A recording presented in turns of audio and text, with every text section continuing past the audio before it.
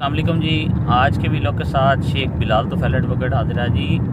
नाज़रीन, आज जो हम बात करने जा रहे हैं वो बहुत ही इम्पोर्टेंट है, स्पेशली आज के हालात में कि कुछ लोग जो है वो हमसे सवाल करते हैं कि सर जो एक अच्छा वकील है उसमें और एक आम वकील में क्या फ़र्क है। आज हम जानेंगे एक अच्छे और आम वकील में फ़र्क।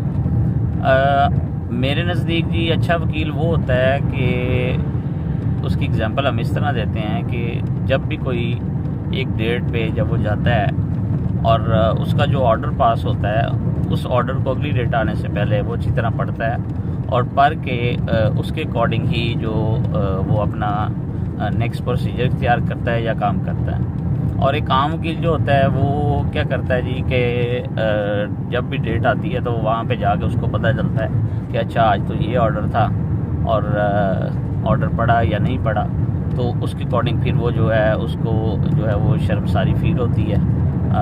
तो वो फिर वो कह लें कि चाल सो चाली है कि फिर नेक्स्ट पे वो इसी तरह ही। तो इस पे हमारा जो मोस्ट इम्पोर्टेंट पॉइंट ये है कि एक जो वकील है उसका काम हर वक्त लॉ को पढ़ना है और नया एडवांस आने वाला जो लॉ है उसको पढ़ना है, जजमेंट्स को पढ़ना है, रिपोर्टेड रिपोर्ट्स को पढ़ना है, साइटेशन को पढ़ना है।